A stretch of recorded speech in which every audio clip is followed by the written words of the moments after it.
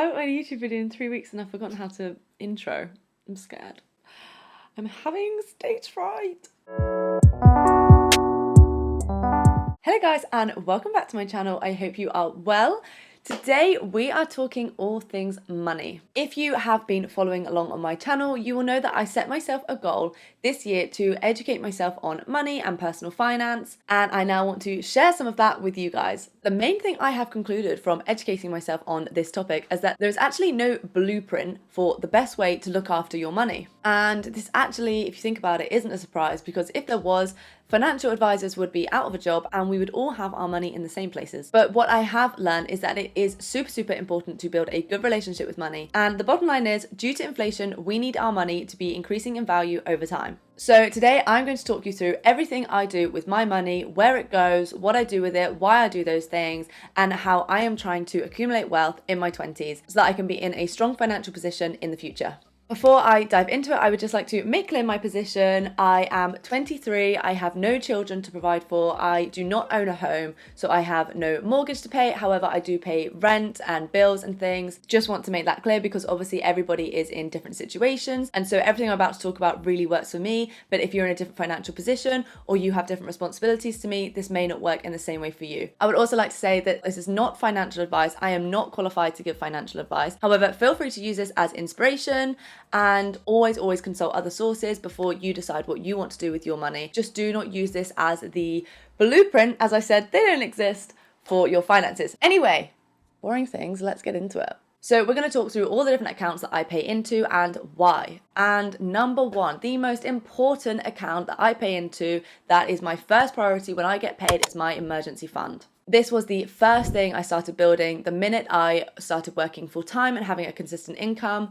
And it is basically a fund that means in an emergency, if you were to lose your job or something was to happen, you would be able to pay your rent and your bills for at least 3 to 6 months. So the aim of the account is to have 3 to 6 months worth of living costs, and the sole purpose of it is for emergencies. So this is essentially just a savings account, but we are going to quickly interlude on savings accounts because these can be so confusing. Now, I'm sure the question you want me to answer right this second is, Abby, what is the best savings account that I can put my money into to make the most back? And I'm really sorry to tell you that I do not have the answer for you because it does not exist. If there was a single savings account that gave you the best return with no catches, every single person would have their money in that account. We would all have the same savings account and we wouldn't need to watch this video. Of course, there are good savings accounts out there, but they all come with pros and cons that you need to look out for. You just need to decide what pros are really important to you and what cons you are okay with. So some examples of pros and cons. Obviously, the biggest pro is that you want a high interest savings account because this means you will make the most money back on all of the money you put into that account. But with a higher interest comes some catches. Some common catches that you should look out for are locking your money in for 1 day, 1 week, 1 month, and a year. A catch on a savings account is you can put your money in, we'll give you a really high interest rate, but you can't access it unless you give us a year's warning. Now, obviously, that's no good for an emergency fund because in an emergency, you probably can't wait a year to get your money out. Another catch that you want to look out for is limits to how much you can put in the account a month. And so sometimes it's actually better to go for a lower interest account where you can put more money in per month because you will make a higher return on a lower interest rate on more money than you will on a higher interest rate on much less money. Another catch is offering a high interest rate for the first year and then dropping it dramatically in the second year. Another one is that some banks want you to be holding a current account with them before they then offer you the good savings account. So the savings accounts are exclusive to people who have a current account with that bank. And another catch to look out for is the release of the interest. So this can be annually or monthly, and this just basically means when you get paid the interest. So if it's annually and you take your money out before the end of the year, you might not earn any of that interest. So these are things to look out for when choosing a savings account. It's not a 10-minute task. You do need to look into it, find what works with you, find what cons you don't mind, but that is something we are going to discuss today. Another thing to remember when choosing a savings account is these banks want you to put their money in their account. So look out for what is marketing and what is actually a good deal. So if I do a really quick Google, and this is just money saving expert, you can see some examples of the different types of saving accounts available. Now, these do change. So here are the top existing member regular savings accounts. So that means you will already have a current account with the bank. So if you have a current account with Nationwide, they are offering an 8% interest savings account, which is really good. That's very high interest. However, now we can see the catches.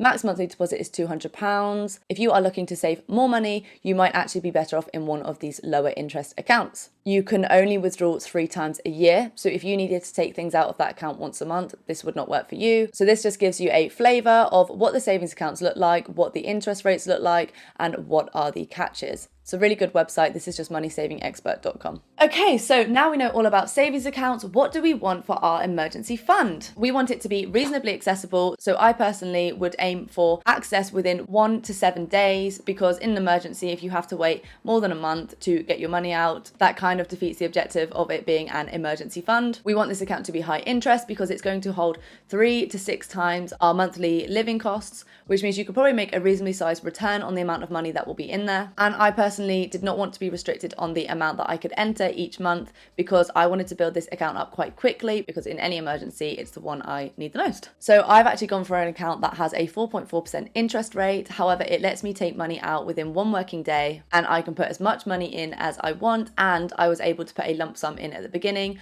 which was really good because I'd actually already started saving. I just hadn't put the money I'd saved so far anywhere useful. The next fund I like to have is called an accessible overflow fund. Now, this is a savings account for times where you might overspend on your average monthly spending. So this is things like when Christmas comes about and you might be overspending buying Christmas presents, your car breaks down and you need to fix it, or if some unexpected bills come through. These are the kind of things you don't want to have to dip into your emergency account for. So instead, I keep a very small little float in an instant saver connected to my current account, just so that if I overspend at all, I can just fill it back up with no stress, no need to access any other accounts. So this just really helps me avoid being in any position where I either run out of money or I have to break into my emergency fund. So what are the requirements for this account? I aim to have about £500 in here because I can't see myself ever overspending by more than that amount, or ever having some unexpected bill or something that was over that amount. But obviously this is personal to everyone. I want this account to be super accessible. I need to access that money whenever I need it. I'm also fine with this account being a low interest account. Now, the reason for this is because if I'm only going to have £500 in it, even in a 4% interest account, which usually will come with a few catches, I would only make £20 annually. So for the sake of not having any catches and having instant access, I am fine for this account to be very low interest, because I would only lose out on probably maximum £20. You really have to weigh up your battles here, because as I said, there is no blueprint, there is no perfect account. You've got to decide what pros you want and what cons you're okay with. So as I said, my accessible overflow fund is just the instant saver account that comes with my current account provider. It means I can move money between the accounts super easily. It's right there whenever I log into my online banking, no stress involved. Okay, next account that I have, of course, is a current account. I'm sure we all have one of these. This is the account that is connected to your bank card, and each month I top this account up with my predicted spending for the month. Now, I personally don't have an overdraft with this account, but I do have my accessible overflow fund. So if I was to ever overspend, I could just fill it back up before I get charged any interest. The requirements for this account really are personal preference. However, when opening a current account, you can get some good deals with banks. So sometimes they offer around £200 cashback if you open a current account with them. And you can also be quite tactical with this. If you are just starting your finance journey and you are looking to open a current account, you could see which banks have good savings accounts that are only accessible to members with a current account, and you could then open your current account with that bank so that you can later access the savings account. Right, next fund we are going to talk about, which is the most exciting one, but I'm not going to go too deeply into, is investments. Now, we're not going to touch on this too much today because it's a topic we could talk for hours about, and I'm more than happy to do that in another video. So if you want me to do that, do let me know. But today we are just going to scratch the surface. I am very new to the investment world, but I will describe what works for me at the moment. Now, obviously investing comes with risk. However, you can choose the level of risk you are okay with, and then obviously that correlates to the possible reward. On a very high level, I would say there are 2 ways you could go about investing. Number 1 is putting your money in an index fund, which is low risk with long-term reward. And then the other way you could go is building up an investment portfolio, which can come with varying risk, can take a lot of time and effort, but could result in greater return or quicker rewards. So for option 1, the 2 most talked about index funds are the FTSE 100 and the S&P 500, which I'm sure you've heard people talk about, and you might have thought, what on earth are you going on about with these weird letters and numbers? And I will very briefly explain these to you. So the FTSE 100, by definition, is a share index of the 100 companies listed on the London Stock Exchange with the highest market capitalization. And by definition the S&P 500, is a stock market index tracking the stock performance of the 500 largest companies listed on stock exchanges in the United States. Now, that may have just sounded like a load of words. So in simple terms, the FTSE 100 tracks the performance of the top 100 performing companies in the UK, and the S&P 500 index funds track the performance of the top 500 companies in the US. Now, performance of these funds can vary. I will pop some previous performance on the screen. So this is the previous performance of the S&P 500. And over the past 5 years, the S&P 500 has provided a return of 10.5% per year, which is higher than your typical savings account and current inflation rates. And then this is the previous performance of the FTSE 100. And over the past 5 years, the FTSE 100 has returned an average of 4.1% annually. So that was the first way I described going about investing. For the second way I described, which was building an investment portfolio, this involves investing in individual stocks and shares, which can mean a higher return, but also increases risk. If you follow me on Instagram, you'll know that I recently read a book about building an investment portfolio. And whilst the book was super informative and helpful, what I actually learned was building an investment portfolio that actually makes money requires a lot of research and a lot of time and effort. And unless you are investing large amounts of money, I would probably say at least over £10,000, where you can actually start to make substantial returns. I don't personally think the time and effort is worth it for me right now. Therefore, I personally just invest in the S&P 500 at the moment. Any money that I put in here, I hope to not need for a long time, as this is a long-term investment. And by that, I mean hoping not to need it for about 5 to 10 years. This also means I don't check it very often. I'm not stressed when it goes up or down, but it is the long-term reward that I am looking for. I also do not remove any money that I make, as the compounding growth can make a huge difference. So what are the requirements when looking for an investment account? So usually you will invest via a platform. So I use the platform Vanguard. However, there are other ones available, but what you want to look out for is low fees. So you will be charged a fee because the platform is investing this money for you. Some platforms are really good. For example, Vanguard is known to be really good for having low fees. There are some platforms that will offer you 0 fees and then 3 months in will charge you. So do look out for that. It can also be good to make your investments via an ISA. Now, a quick interlude on ISA. I'm going to make this super quick because again, we could talk about these forever. An ISA is an individual savings account, and all it means is that you will not pay tax on any of the rewards you make. However, you can only put a maximum of £20,000 in. There are 4 types of ISAs, but the one that allows you to make investments is called a stocks and shares ISA, and this is what I use to make my investments in the S&P 500. Okay, now on to the last big account, and this is a long-term savings account. Now, this is very similar to the investment account. However, it comes with no risk and therefore likely a slightly lower reward. For me, this is a savings account that is not for emergencies, but is actually for saving for something, for example, a car, a house, or just for saving for your future without the risk of losing your money in an investment. So the requirements for this account are slightly different to the emergency fund one, as we will hopefully not need to access this money too quickly. For example, if we are saving for a house, we are likely to leave that money in there for a few years, so we could pick a savings account with a higher interest rate. That means you can't remove your money without a year's warning. So my account requirements for a long-term savings account are high interest, low access, because as I said, we shouldn't need to get that money too quickly, and reasonably sized inputs allowed. It may be good to use an ISA for this long-term savings account. A lot of people use the lifetime ISA, which can help you in saving for a house.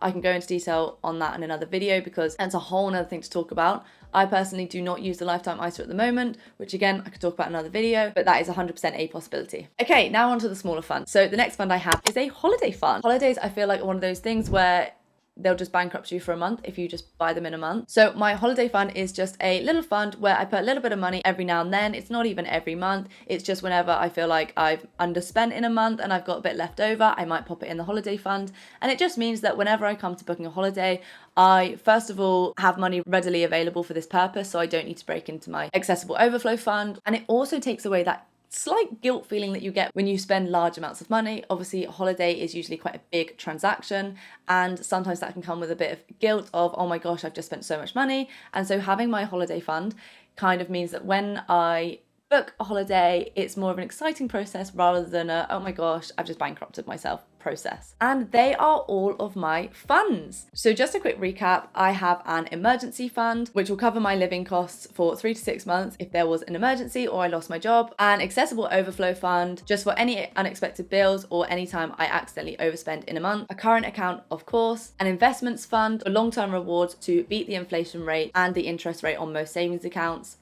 and a long-term savings account for long-term gain without the risk of investment. And then of course, holiday fund, just because then I can go on holiday guilt-free and not have to stress too much about paying out lump sums. Now, we have honestly just scratched the surface of personal finance. I have not spoken about things like pensions, credit cards. I've not spoken in depth about ISAs. So if you would like to know more on all of these things, I can do more in-depth videos. So let me know in the comments. I hope this has provided some inspiration for you. Remember to look at more than one source when you're deciding what to do with your money, because you need to do what works for you. This is just what works for me, but I really do hope it has clarified some things for you, provided some inspiration, and maybe been the first step of your personal finance journey, which, let me tell you, is a great one. It's such a great feeling, being in control of your finances and just feeling, you've got your 2 feet on the ground. Thank you so much for watching. If you did like this video, please do like and subscribe, and I will see you in my next video. Bye.